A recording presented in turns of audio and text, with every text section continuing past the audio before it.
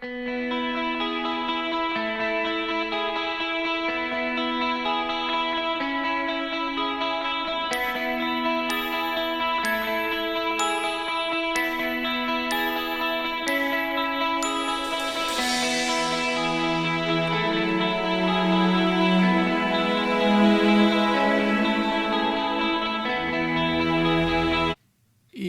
estos días he estado leyendo mucho sobre esto porque pienso que él, como uno de los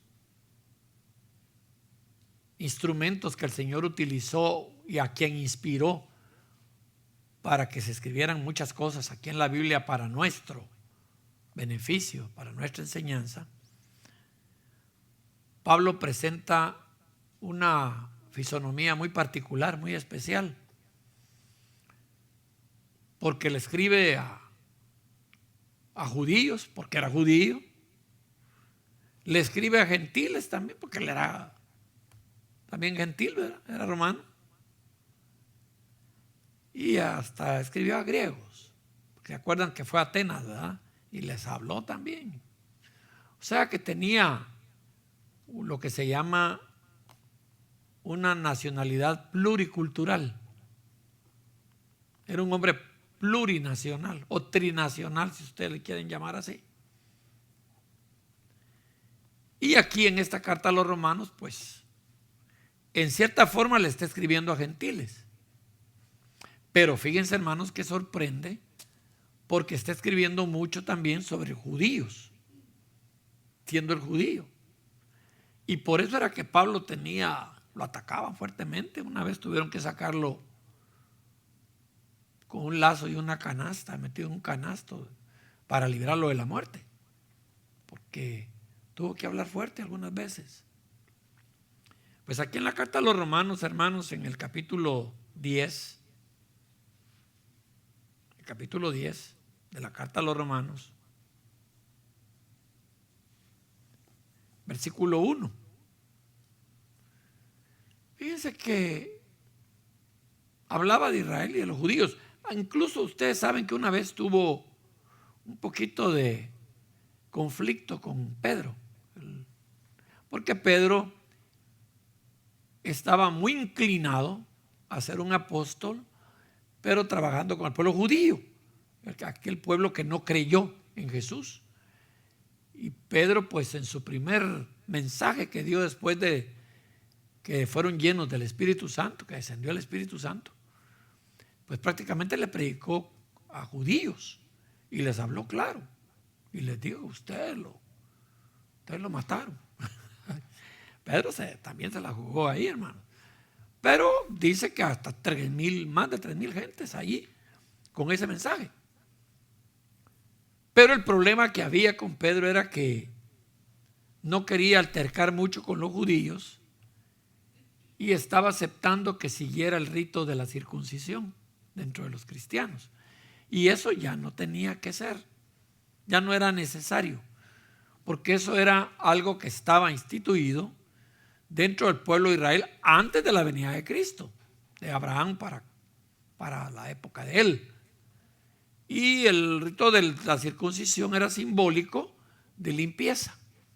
Pero posteriormente el Señor dijo: miren, ya no va a haber necesidad que se circunciden los hombres su miembro viril, ya no es necesario, porque lo que yo quiero ahora es un corazón circuncisado o circunciso, que sea el corazón el que esté limpio, porque se entendió entonces, y así fue, que muchos judíos que andaban ahí entre la gente que seguía a Jesús estaban circuncidados, pero estaban más chucos que otra cosa del corazón.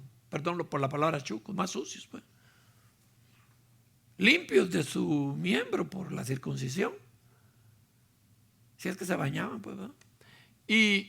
Pero sucios del corazón.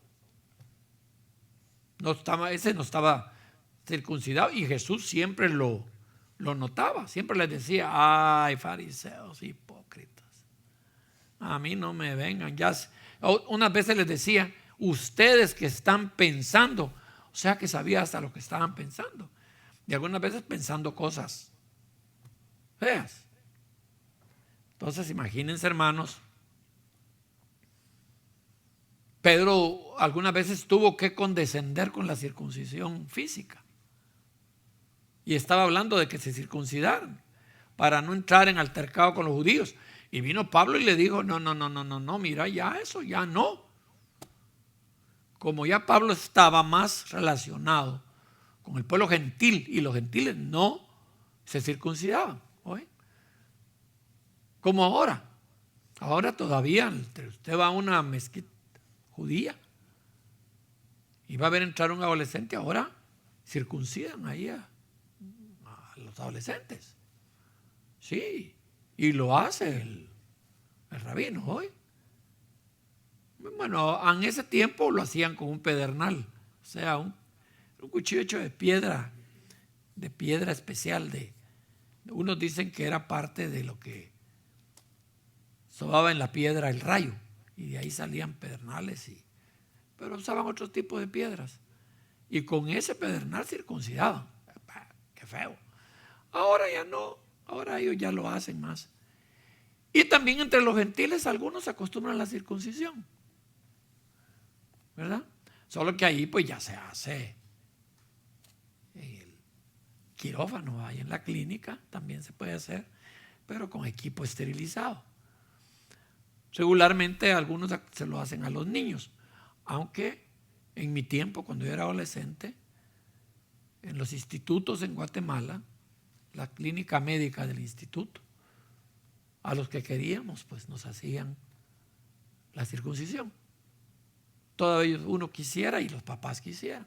Bueno, a mí, ni a mi mamá ni a mi papá le pidieron permiso. Yo les dije, sí, yo les di el permiso. Pero entre los gentiles ya no se acostumbra. Y entre los judíos sigue acostumbrándose. ¿Por qué les explico esto? Porque vino Pablo y en esta carta, en el capítulo 10 y versículo 1, mire lo que les dice. Hermanos, les dice, ciertamente el anhelo de mi corazón, dice Pablo, y mi oración a Dios, ¿por quién? Por Israel, por judíos, es para salvación.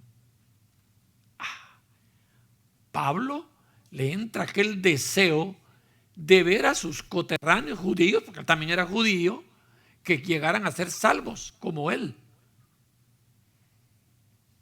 Pero la carta se la está mandando no a judíos, sino a gentiles, a los romanos. Pero oigan, ¿por qué? Ya van a ver más adelante qué manera tan sabia de entrarle también al pueblo gentil de Pablo. Un hombre muy preparado. Bueno, escribió 14 cartas que encierran, hermanos, lo que se llama la doctrina paulina. Pablo, Dios le inspiró cosas lindas. Pero dice en el versículo 2, porque yo les doy testimonio de que tienen celo de Dios, pero no conforme a ciencia. ¿Qué tenían los judíos? Celo de Dios, pero no conforme a ciencia. Cuando se habla de ciencia ahí, no es las ciencias naturales, ¿oye? Cuando está hablando no conforme a ciencia, es conforme al conocimiento divino. No conforme a eso. Ellos estaban apegados todavía al rito. Pero eso sí, miren, yo les doy testigo, soy testigo, dijo Pablo, doy testimonio de que ellos tienen celo de Dios, los judíos.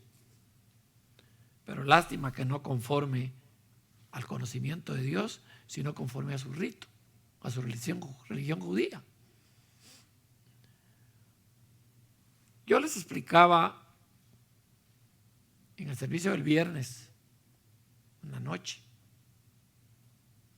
que ha sido esa situación tan tremenda porque los judíos siempre fueron y han sido muy celosos de su religión, muy celosos, ¿oye? Al grado de que hubo una época en que no era fácil incursionar dentro de la sociedad judía.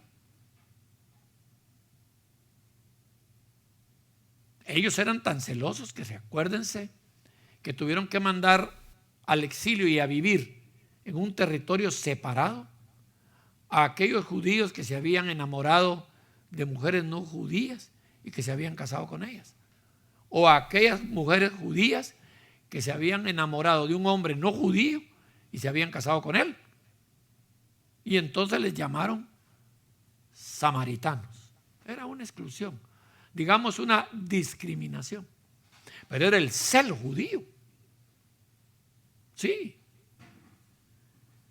Quiero contarles que precisamente si nosotros fuéramos así, los verdaderos cristianos, los evangélicos, no sería tan dable, no sería tan común que nuestros hijos o nuestros nietos de repente resultan bien enamoradizos de un joven, la señorita de un joven o el joven de una señorita que no es cristiana, evangélica, digamos. Sino que la gran sorpresa es que a pesar de que educamos a nuestros hijos en el ambiente cristiano evangélico, cuando menos sentimos, el ambiente los absorbe y un poquito de amor también, ¿verdad? Se enamoran. Y resulta la señorita enamorándose de un muchacho que no es cristiano evangélico. Y cuando siente nos está jalando a la muchachita, ¿verdad? Para el baile o para las costumbres, pues, no evangélicas. Y eso en los judíos no era tan fácil. Pero se dio y no hubo más que discriminarlos y sacar a un lado ahí a los samaritanos. Por eso fue que la samaritana, ¿se recuerdan ustedes que le dijo a Jesús: ¿cómo tú, siendo judío, te venimos a venir aquí? Si yo soy samaritana, ¿y qué andas haciendo por aquí? Los judíos, aunque les tocara caminar más, no pasaban por Samaria. Iban a dar una gran vuelta para poder llegar al otro lado, porque ellos no pasaban allí. Era territorio de no judíos. Entonces viene Pablo y dice en el versículo 3, los judíos, el gran problema que hubo con ellos fue que dice: porque ignorando la justicia de Dios y procurando establecer la suya propia, no se han sujetado a la justicia de Dios. Ay, hermanos, cuando yo leo eso digo, bueno, Pablo está contando lo que pasó con el pueblo judío. Dice que ellos ignoraron la justicia de Dios y lo peor es que procuraron hacer su propia justicia. Ellos dijeron: no, esto es lo que nosotros decimos y punto. Y no se sujetaron a la justicia de Dios. Ahora, yo cuando leo esto, hermanos, y trato de actualizarlo, porque quiero decirles que la enseñanza bíblica, en la teología bíblica, existe lo que se llama la sincronía del contenido bíblico por la época. Hay cosas del Antiguo Testamento o de la época de Jesús que ahora hay que sincronizarlas con nuestra época para ver si de repente no se está repitiendo la historia. Y hay gente que por no conocer la palabra, pues cae en los mismos errores que históricamente ya están escritos en la Biblia, que cometió el pueblo de Israel, el pueblo de Dios, y que han cometido también los gentiles. Hay un gran pensador, no le voy a decir el nombre para no estar predicando también para los profanos, ¿verdad? Pero un gran pensador decía que aquel que no conoce su historia o la historia está condenado a repetirla. Y eso nos está pasando a la humanidad. Por no saber la verdad, dice que por no saber la verdad, este pueblo ¿Termina cómo? Por falta de sabiduría, ¿qué pasa? Se pierde, se desenfrena, porque no saben esto. Entonces, ¿qué pasó aquí? Dice Pablo, ignoraron la justicia de Dios y procuran establecer su propia justicia. ¿Saben cuál es el problema, hermano? ¿Qué quiere decir su propia justicia? Bueno, miremoslo despacito. Hermanos, en cualquier lugar donde habitemos, hay leyes, ¿saben? Si usted llega a un país donde no hay leyes, qué peligro. Peligro. Primero, porque de repente usted va a hacer cosas que más adelante van a repercutir en su seguridad. O le van a hacer a usted algo también por no haber ley. En otras palabras, todo país donde lleguemos tiene sus propias leyes. Aquí hay cosas de Estados Unidos, hermanos, que son leyes de aquí. Y si queremos estar aquí, pues hay que obedecerlas. Y si no, ¿qué pasa? O me voy allá en Zacapa dicen al tamarindo, porque en la cárcel de Zacapa había un gran tamarindo en el patio central, principal, y ahí se iban a la sombra todos los presos. Le decían el tamarindo. Me voy a la cárcel. Todo lugar tiene que haber ley para hacer justicia. Y para hacer justicia, todo país tiene lo que se llama un Estado de Derecho. ¿Qué quiere decir eso? Pues que reconocemos que todo ser humano tiene derechos, pero también tiene obligaciones. Y la misma teoría del derecho, ya estoy dando yo clases de otra cosa. Bueno, pero bueno que lo aprenda. La misma teoría del derecho establece que donde comienza el derecho de usted es porque ahí termina el mío. Es decir, hay dos personas y los dos tienen derecho, pero hay una línea divisoria entre los dos derechos, y donde terminan los derechos de este es porque están comenzando los derechos del otro. O sea, que todo el mundo tenemos derecho, pero cuidado, no me puedo meter al derecho del otro, porque entonces lo estoy violando. Yo tengo derechos, pero no me puedo pasar al territorio de los derechos del otro, si no estoy violando el Estado de Derecho o la justicia. El problema que se está repitiendo es que en la vida cristiana, hermanos, ahora, en nuestro tiempo, y Pablo lo escribe ahí, es que todo mundo estamos trazando nuestro propio Estado de Derecho. Con cualquiera que usted habla, con cualquier persona que usted platica, le cuenta bien de lo que le han hecho, ¿no es cierto? Es que me hizo aquí, me hizo allá, es que miren, es injusto, esto no lo debió haber hecho. Pero usted le pregunta, pero mire, ¿y él? ¿A usted qué le hizo a él? Yo apenas 4 trompadas metí y por eso puede usted que creer que me agarran. Ajá. ¿No es cierto? Todo mundo establece su propia justicia, su propio sistema jurídico, y todo mundo establece sus leyes. Por eso usted ha oído que si hay un refrán, una expresión común en el mundo que dice la gente, solo leyes es, dice. ¿Lo ha oído? Solo leyes es. ¿Por qué? Porque la gente se mantiene armando leyes, pero leyes que le favorezcan a ella. Eso se llama hacer su propia justicia hoy. Y quiero decirles algo, hermanos.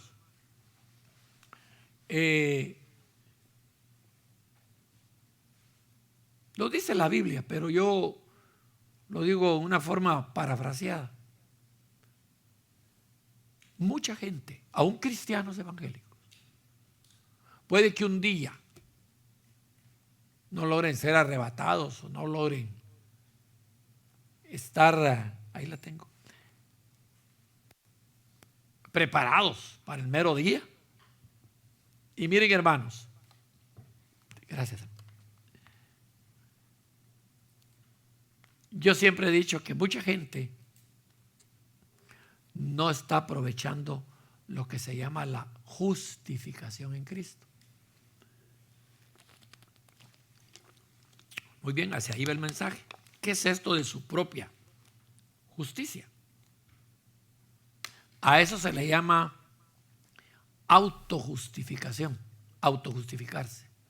¿Y qué quiere decir autojustificarse? Que todo mundo, de todo lo que hace, él es inocente. Los demás son los culpables. Ingratos. ¿Y para qué me hicieron eso? Si a mí, mi mujer, no me hiciera esto, yo no le hubiera fallado. Pero como ella, mírenla pues, solo quiere estar viendo Facebook, entonces por eso la engañé. Eso se llama autojustificación. ¿No es cierto? O viceversa. El marido, en la mujer, ¿verdad? Es que mírenlo. Y ahora ya no hace el otro. ¿Qué le cuesta lavar los trastos, lavar la ropa y siquiera hacer la cena? Como no la hace, entonces yo le saco dinero de la billetera.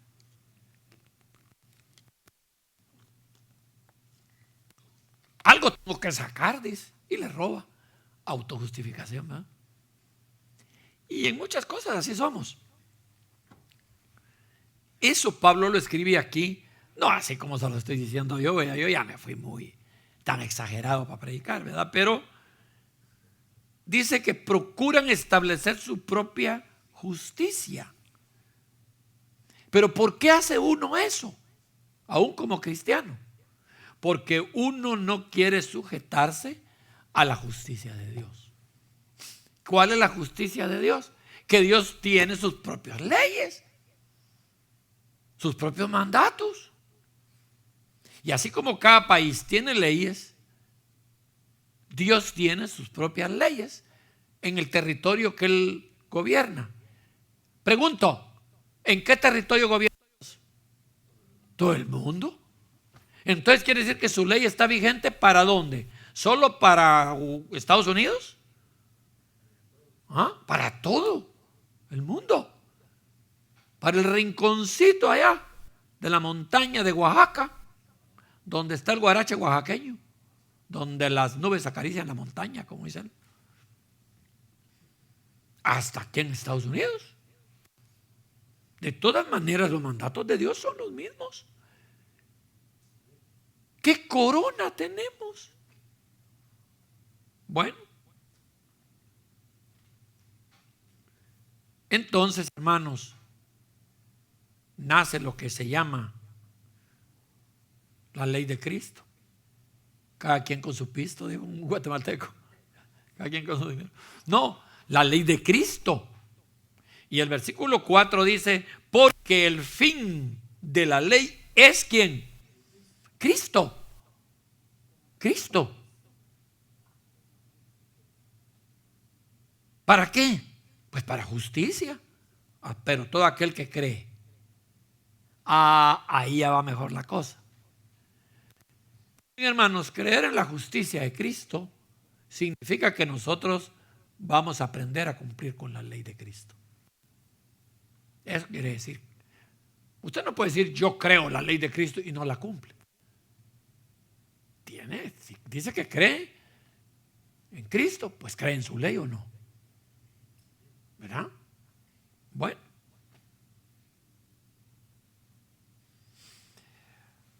Sin embargo,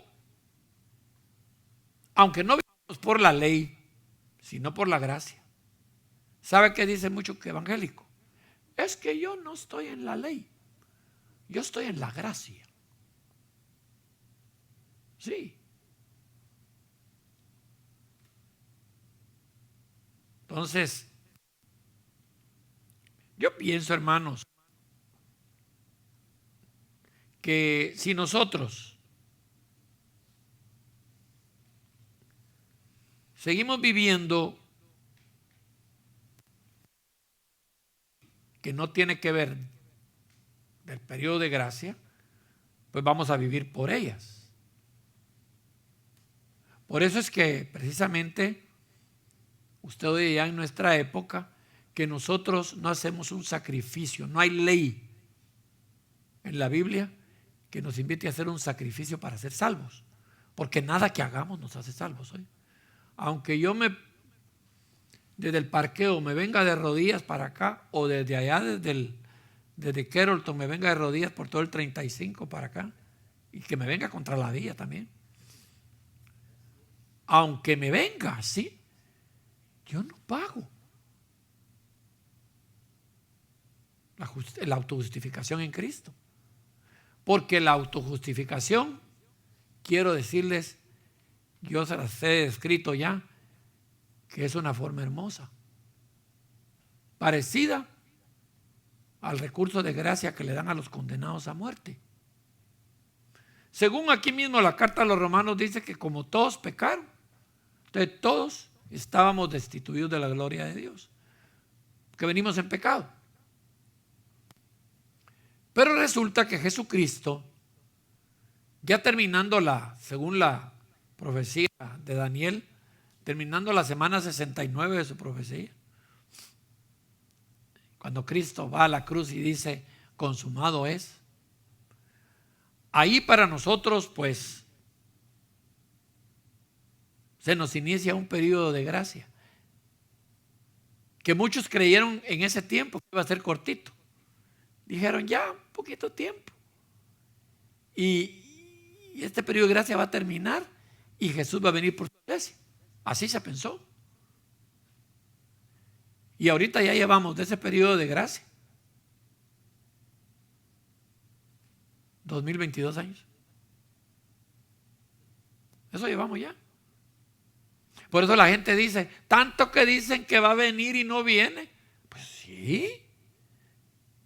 ¿Quién manda a Dios? Él es soberano y Él decidió que al terminar las 69 semanas iba a haber un stand-by, dirían aquí en Estados Unidos, ¿verdad? Un periodo donde Él dijo, no, paremos aquí. Y que no empiece la semana 70 todavía. Y no ha empezado. ¿Cómo la ven? Porque si empezara el día que empiece, ese día vamos a ir bien alegres todos nosotros, ¿va? Para allá, para las nubes. Ahí con Cristo. Él no va a bajar, pero nos va a esperar ahí. Va a bajar de su trono ahí a las nubes. Y nosotros subimos y empieza la semana 70.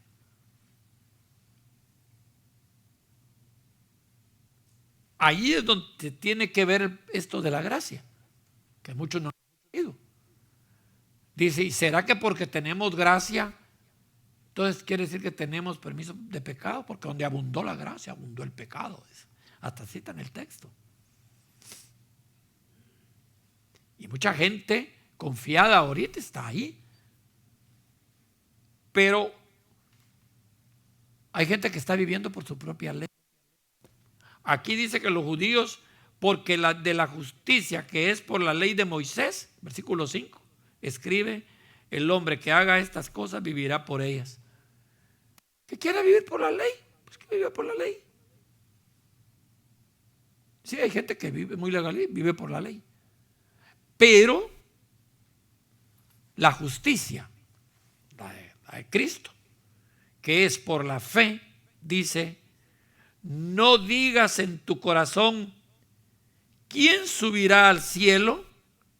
Esto es para traer abajo a Cristo. ¿Será que lo vamos a ir a traer nosotros? No.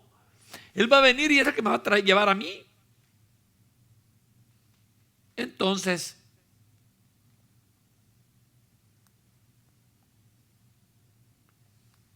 en el versículo 8 les dice Pablo esto. Cerca de ti está la palabra.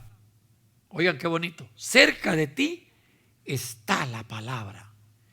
En tu boca y en tu corazón. ¿Cuál palabra? Esta es la palabra de fe que predicamos. Que si confesamos con nuestra boca que Jesús es el Señor y creemos en nuestro corazón que Dios lo levantó de los muertos, seremos salvos. Miren, hermanos, Ese Pablo se le echó buena, diríamos, ¿verdad? Bonito lo dijo. Bonito, bonito. Ahora bien, a mí me llama mucho la atención que Pablo en este capítulo 10, que hay mucha gente, pero bastante gente, unos evangélicos caminando como la mujer. ¿Para qué vamos a tapar el sol con un dedo? Unos evangélicos que les cuesta venir a una congregación, a un servicio, ya no digamos llevar la vida en Cristo. Meten unas casacas para no venir a la congregación, que usted se asusta. Les pasa la de aquel alumno mío que 3 veces me falló en un examen porque las 3 veces se le murió la mamá. Está vivo todavía. Un día de estos me saludó ¿por qué es? Por ahí, por Facebook. Y me sonreí yo porque dije, estará viva la mamá todavía, dije yo, porque la primera vez que se había muerto la mamá, que no había llegado, no tenga pena, pues pobrecito, dije yo. No. A la otra vez, con otra clase que yo le daba, también se le murió la mamá. Y la tercera vez era la directora que le daba una clase y también no llegó y se le murió la mamá 3 veces. No creo yo que haya hermanos en Cristo que digan, pastor, no voy a ir a la congregación porque hoy se me murió mi mamá. Y dentro de otro mes me vuelvan a decir, hoy se me volvió a morir mi mamá, mire. Pero, como dicen en el calor popular, ¿verdad? Solo casacas. Pero hermanos, dice el versículo 14, de ahí siempre el capítulo 10 de Romanos. Pregunta Pablo, ¿cómo pues invocarán a aquel en el cual no han creído? Ahora está hablando de los que no han creído hoy. Nosotros ya no estamos contados ahí. Nosotros ya creímos, ¿verdad, hermanos? Nosotros, algunas veces con trastrabillones y metiendo casacas, pero aquí estamos, ¿verdad?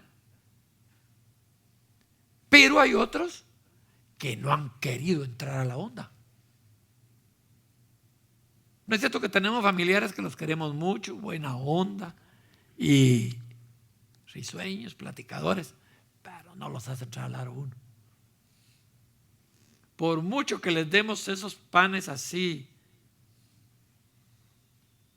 ¿qué no le llaman pirujos? ¿Cómo le llaman aquí? Bolillos, abiertos con esa carne de pollo, con pepino, y todavía le meten un huevo duro, y ya.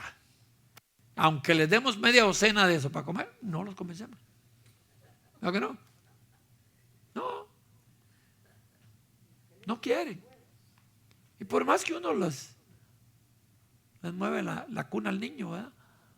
No quieren. Y aquí dice Pablo, ¿cómo pues invocarán a aquel en el cual no han creído? Y oiga, yo me sorprendo. Lo invocan, fíjense. Para el terremoto de 1976 en Guatemala. Gente que nunca en su vida había ido a una iglesia evangélica.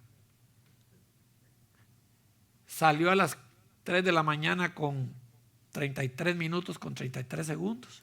Cabal a esa hora fue. Señor, Padre eterno. Ay, muchos salieron así. Tenía un hermano en Cristo que había estado evangelizando a la gente antes del terremoto. Y en el momentito del terremoto, ¿qué hizo? No, que no puede, les decía. Él feliz porque había habido terremoto, se había cumplido.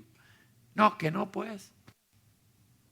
Y ahorita en estos días recordábamos con mi esposa unos familiares de él que ahora son cristianos, ¿sí? Ahora son cristianos. Pero a él le daban leña y le decían que estaba loco. No habían creído.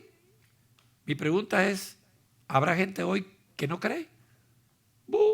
Puña gente. Pongámonos a pensar en porcentajes. ¿Qué porcentaje de la población de las ciudades del Metroplex creen ustedes que este día lo dedicaron a venir a alabar y adorar al Señor? ¿Ya que no? Ni siquiera hubo varios evangélicos que decidieron no venir, ¿verdad? Sí. Sí.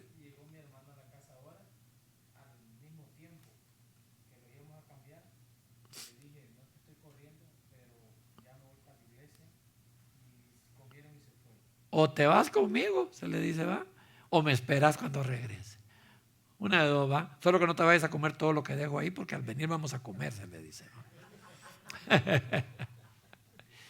Bueno, ¿cómo pues, dice el versículo 14, van a invocar a esa gente en el cual no han creído? ¿Y cómo creerán en aquel de quien no han oído? Yo les pregunto, ¿habrá gente ahorita que no haya oído nada de Cristo? Yo digo que no, hermanos. Ahorita, aunque no quieran, más de algún mensajito les entra. ¿Verdad que sí? Pero ¿cuál es el problema? El problema es la tercera pregunta. Y eso sí ya nos cae a nosotros el 20. ¿Y cómo oirán sin haber quien les predique? ¿Habrá quien no les predique? Miren, más de algún momento de su vida, usted va a tener un puntito para hablarle a alguien del Señor. Más de algún puntito. Aparece hasta metidito uno, hermanos. Yo ya les conté el caso del hermano, ¿cómo se llama el hermano? Que le estamos arreglando el plan Parque. Romel. Sentado en emergencia y el pastor Otto Chute metido. Entra porque tenía a Otto René ya adentro, ¿verdad? Ya le habían dado habitación y Otto René estaba muy mal allá adentro. Y lo oigo a él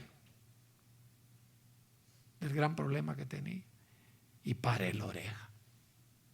Y entonces agarré mi tarjeta y le dije, no, Dios va a ayudar, Dios puede. Mire, llámeme por favor. Y me llamó.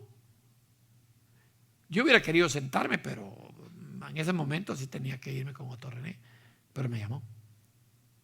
Y esperamos en Dios que estabilice aquí su vida para que lo tengamos aquí. Fíjense, hermanos, que hoy en la mañana yo estaba pensando que tenemos casi 5 gentes, hermano José, que ya los hemos atendido y los hemos tenido, pero andan así, que tenemos que hablarles. Con todo respeto lo digo, Romel, tenemos que estar persistiendo. Pero yo no les sé el nombre, pero el hermano José dice, Panamá me dice, ¿va? Panamá. José también, tocayo del hermano José. Panamá, ahí está, ya me comuniqué con él y ya me dijo que está arreglando unas cositas, problemitas que tiene para estar. Pero estoy insistiendo. Así tenemos a Mauricio. Mauricio, ahí lo trajo el hermano Carlos Oroxón. Tenemos otros muchachos que están llegando a la célula, que están en relación muy familiar, ahí con la hermana Aura Mateo. Hay 2 o 3, más de 6 tenemos. Gente que tenemos que estar permanentemente. Pero hermano, insisto en el evangelio por influencia hoy. Da resultados más. Porque yo sí sé que hermano José Montes me tiene unas cajas hasta contratados. Y podemos ir a entregar, claro que sí. Pero no hay como el evangelio de influencia. Ya ahorita Romel al hermano José es difícil que se le pierda, porque hermano José ya lo tiene bien choteado. Ya sabe dónde vive y qué es lo que necesita. Y así vamos viendo por cada uno. Entonces dice aquí, ¿cómo oirán sin haber quien les predique? Pero luego dice, ¿y cómo predicarán si no fueren enviados. Hago la pregunta: ¿quiénes de los que estamos aquí creemos que nosotros no somos enviados para ir a hablarle a alguien del Señor? ¿Ah? ¿Somos o no? Mateo, Evangelio de Mateo. Miremos si somos enviados o no. En el Evangelio de San Mateo, en el capítulo 28,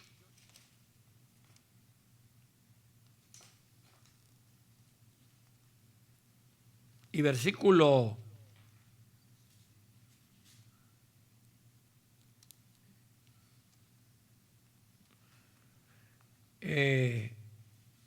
19. Por tanto, se lo dijo a todo el gentío que estaba ahí. Ahí estaban los 12 y habían discípulos, hermanos. ¿Oye?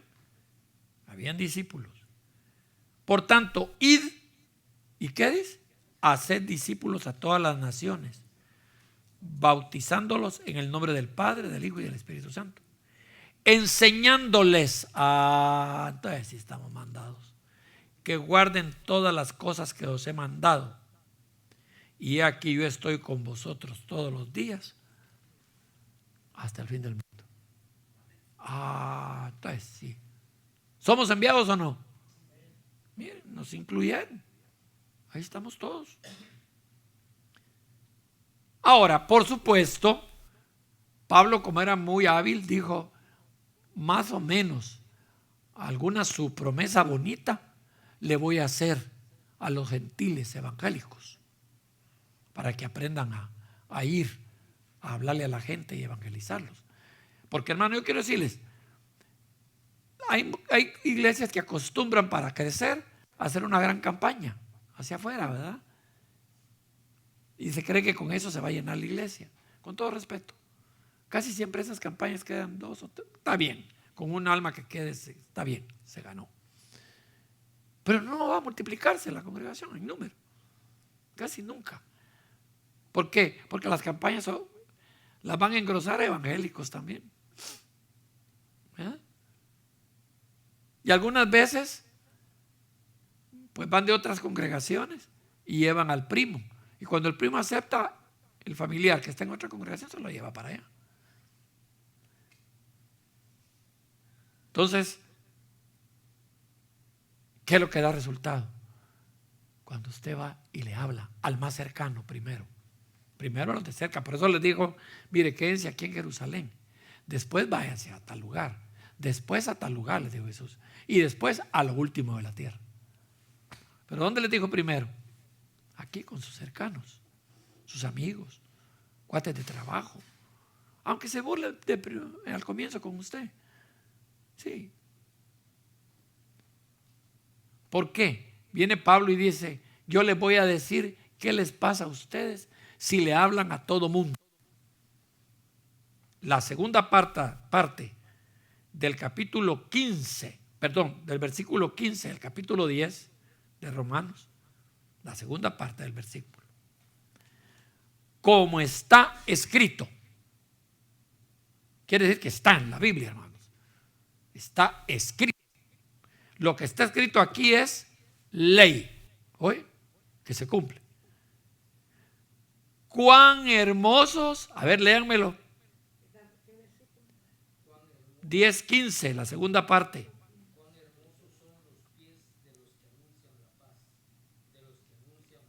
¿Cuáles son las buenas nuevas? El Evangelio. Cuán hermosos son los pies de los que anuncian la paz, de los que anuncian buenas nuevas. Gente que toma su tiempecito y camina, amigo donde el familiar, para decirle, mira, yo vengo a cumplir con la comisión que Dios me ha dado. Vos decidís si querés o no querés, pero yo quiero cumplir. Y hoy te vengo a dar buenas noticias. ¿Verdad? Fíjense, hermanos, que si usted lee en Isaías, en el capítulo 52:7, desde ahí estaba escrito eso. Veamos, Isaías 52:7. Voy a terminar, hermanos. No se me desesperen, que vamos a ir a comer bolillo con con carne de pollo y con huevo duro. 52:7. Yo creí que Pablo se estaba inventando eso. No, él dijo, ya está escrito, dijo. ¿Desde cuándo? 700 años antes de Cristo. Ya estaba escrito. Lean Isaías 52:7. Cuán hermosos son sobre los montes los pies del que trae alegres nuevas, del que anuncia la paz, del que trae nuevas del bien, del que publica salvación, del que dice: a Sión, tu Dios reina. 7 siglos antes ya había bendición. Cuando usted vaya a hablar y diga: estoy ganando un alma para la congregación o para el Señor, acuérdese de eso hoy. 700 años antes de Cristo. Promesa linda para nosotros. Está bonita. Bonita la promesa. Me quedan 5 minutos. Termino con esto. Pablo como que se siente un poquito defraudado cuando escribe esto, porque había un problema. Él andaba anunciando, hasta preso estuvo, hermanos. Lo mataron, pues, también. Era duro. Hubo un tiempo que hasta uno que andaba con él lo abandonó y se fue. Se fue, lo dejó. Y él lo escribe ahí: lamento que fulano me dejó. Cuenta también de otro que ni lo quiso recibir. Y como Jesús les dijo: no te reciban, acudite el polvito de tus sandalias. Pero en el versículo 16, miren qué triste lo que escribe: mas no todos obedecieron al evangelio, dice. No todos. Y se acuerda él de lo que dice en el libro de Isaías, en el capítulo 53. Señor, ¿quién ha creído a nuestro anuncio? ¿Quién? Hay gente que de primas a primeras no le va a creer. Hoy lo dice Pablo. ¿Quién se acuerda de eso? Y va a haber gente, no se desespere, siga. Miren, hermanos, esto de evangelizar es como cuando uno de soltero anda buscando mujer, ¿verdad? Novia o esposa, que aunque ella le diga que no, ahí está uno, ¿eh? No, chico necio, hasta que cayó la Fátima. ¿Sí? Lo está rogando, ¿verdad? Pero fíjense que él dice: ¿quién ha creído a nuestro anuncio? Pero no se aflija. Va a haber gente dura, resistente, pero después caen, llegan al Señor. ¿Por qué? Ahí se acuerda Pablo de esto lindo, miren. Isaías 53:1 dice: ¿quién ha creído? O sea, se esconden, dice. Escondimos el rostro, dice. Pero en el versículo 17 dice Pablo esto: tenemos que tener claro que la fe a la gente le va a venir por el oír la palabra que usted le está hablando hoy. ¿Y el oír qué? La palabra de Dios. Hay veces que nos tardamos hasta 3 horas hablando con un familiar babosando, hablando cosas que no.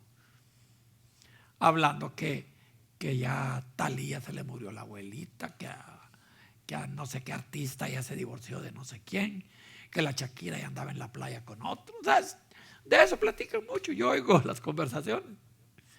No, hombre. ¿De qué tenemos que hablar? El oír la palabra de Dios. Sí. No han ido, dice. No han oído, dice. Bien.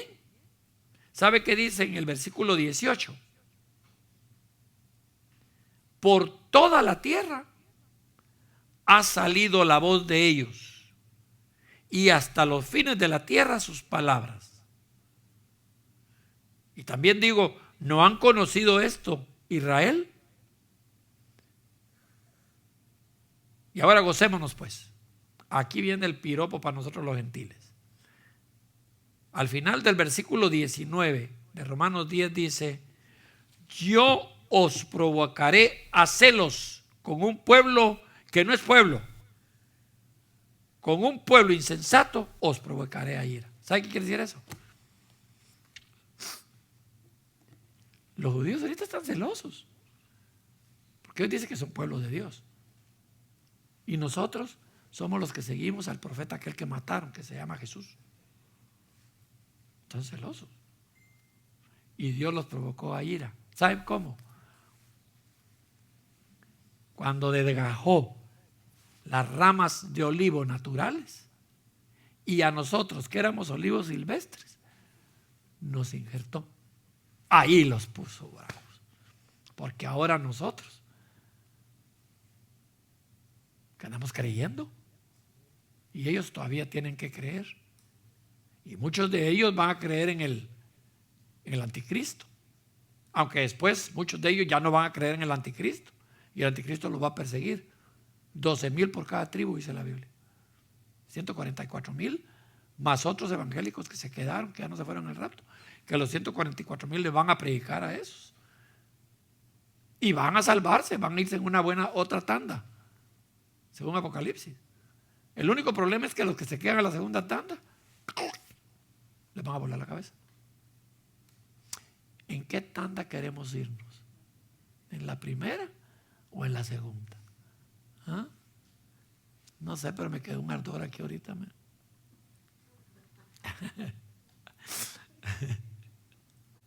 ¿Cómo dice? Fui hallado de los que no me buscaban, me manifesté a los que no preguntaban por mí. Nosotros. Sí, nosotros. Ahí estamos nosotros.